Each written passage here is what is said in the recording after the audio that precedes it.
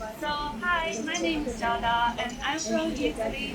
And back home, smelling in public is totally normal. Like you can smell cigarettes on the streets and parfum on the bus. But here in Japan, actually, the situation is quite different.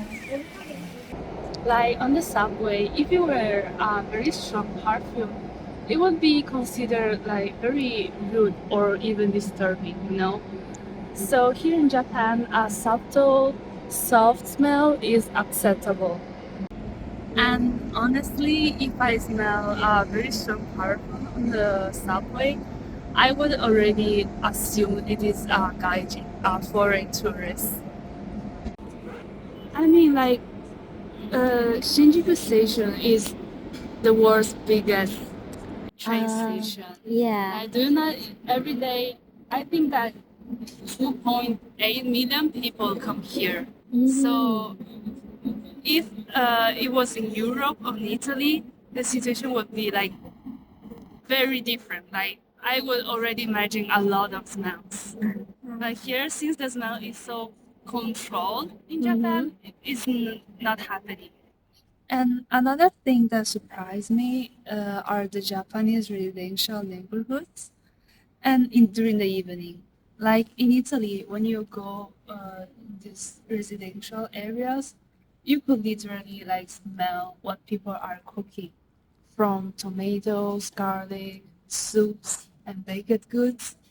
I mean, literally the smells comes out from the windows, and it feels very like warm and familiar. But here in Japan is the opposite. I walk through neighborhoods like this during dinner time and nothing, like literally no smells coming out.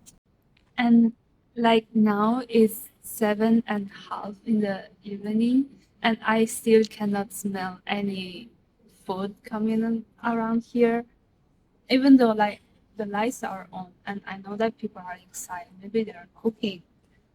And so it made me wonder that maybe here people try to control the smells from the kitchens. So maybe it's about privacy and keeping the place clean and not disturbing others. So, yeah, unpleasant odors impair our mood and sense of well being and may even cause physical symptoms. However, negative effects may occur even when toxicity or irritation are unlikely to be present.